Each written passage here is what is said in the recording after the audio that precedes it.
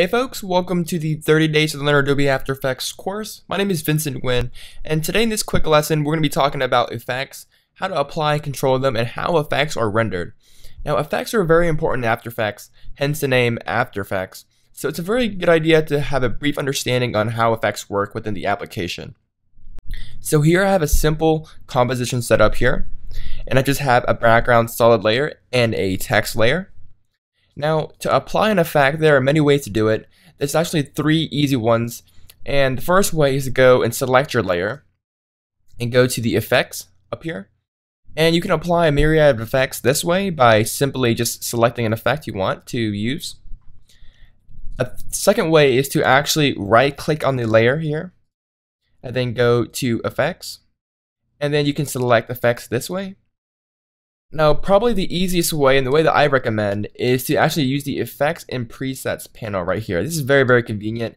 And the number one reason why it's so convenient is because that you have the search bar right here. So, if, for example, if you know the effect that you want to apply, rather than searching through all the different categories, you can simply type in the word glow, for example, and then apply the glow effect very easily and very efficiently. Of course, you have the option to browse the categories again, similar to the Effects tab up there. So pretty cool here. So without me talking, let's go ahead and apply an effect. So I'm going to go ahead and apply the CC light burst effect. And you can apply an effect by clicking on this little effect button right here and simply either dragging it directly onto the layer in the composition panel, or you can simply drag the effect onto the layer itself. And I recommend applying the effect directly to the layer itself, because when you have tons and tons of layers here, it's very easy to accidentally drop the effect into the wrong layer. So I recommend just dragging the effect onto the layer directly.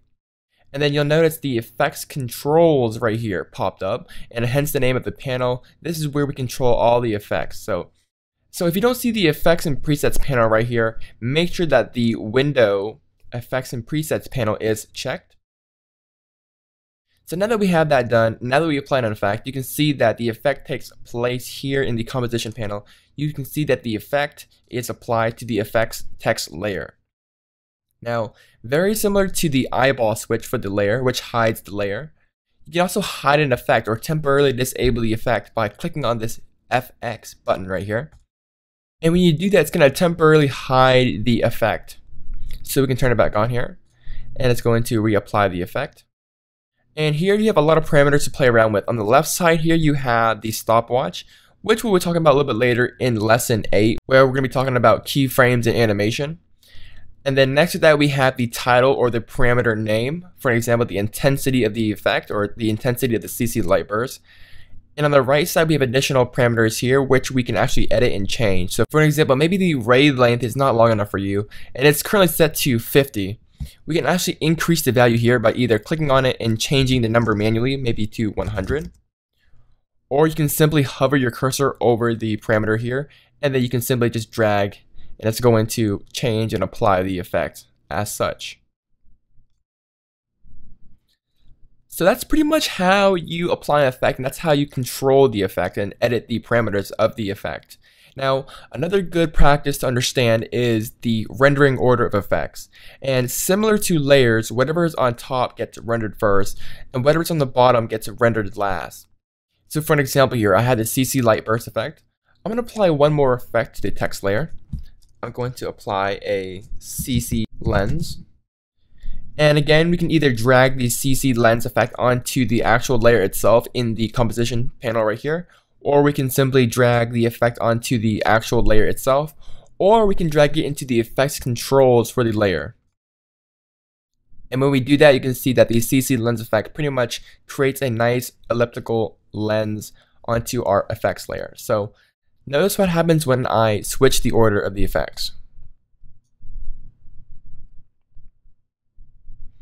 You can see that both looks look completely different, even though we have the same effects in the effects controls panel on our layer. Now let me explain why this works. Very similar to layers. So currently right now we have the CC light burst effect, and that is creating these nice light rays on our text. And then once we apply the CC lens effect, it's going to warp all that light warp. It's going to warp all that text and light into a sphere. So if we change the order, I'm going to drag the CC lens effect on top here and turn it on. And that's going to create the warping sphere effect. And then once we apply our CC light burst after that, it's going to apply the nice light rays to that object. So order does matter, very similar to layers. So whatever is on top is going to get rendered first, and then anything after that is going to render after that. So it's a very simultaneous, very easy concept to grasp, but I just want you to know the order in which effects are rendered, very similar to layers. So this has just been a really quick tutorial on how to apply effects, how to control them, and how they are rendered within After Effects. In the next lesson, we're going to be talking about presets and how they differ from effects. So that's pretty much it for this tutorial, guys. If you guys have any further questions, don't hesitate to leave them in the forums down below, and I'll see you guys in the next lesson. Bye, guys.